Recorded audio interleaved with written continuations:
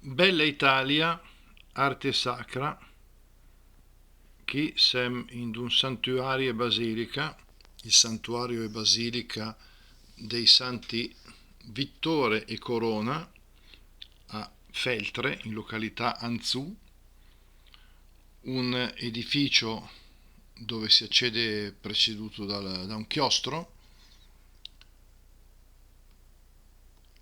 Questa chiesa venne costruita tra il 1096 e il 1101, quindi nell'arco di pochi anni, circa 5 anni, e consacrata dall'allora vescovo di Feltre Arpone.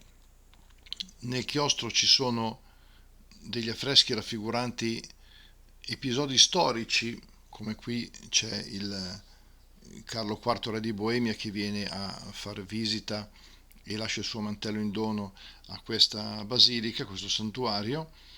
Altre pitture raccontano di miracoli, di avvenimenti legati a questo santuario. Fra l'altro sul sito della diocesi di Belluno Feltre e del santuario stesso, voi cercate santuario Vittore Corona Martiri, trovate tutte le indicazioni. Ecco, questo è San Vittore con la palma del martirio in mano, e questa è Santa Corona. Ci sono poi appunto gli angeli che le mettono una corona in testa, simbolo appunto della santità raggiunta.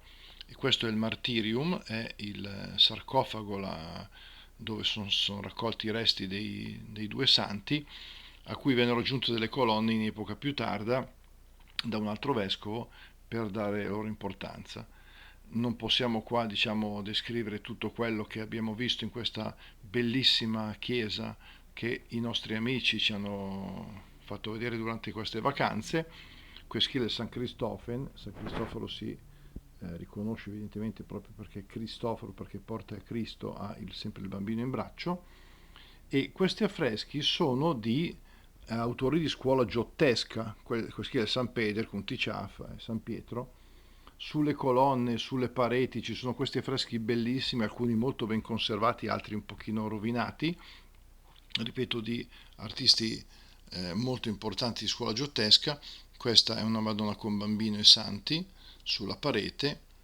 Questo dovrebbe essere il San Giorgio che occupa il drago. Sant'Antonio Abate con i segnali appunto propri della sua, e l'ultima cena. Quindi vi raccomandiamo questo santuario e ciao a tutti.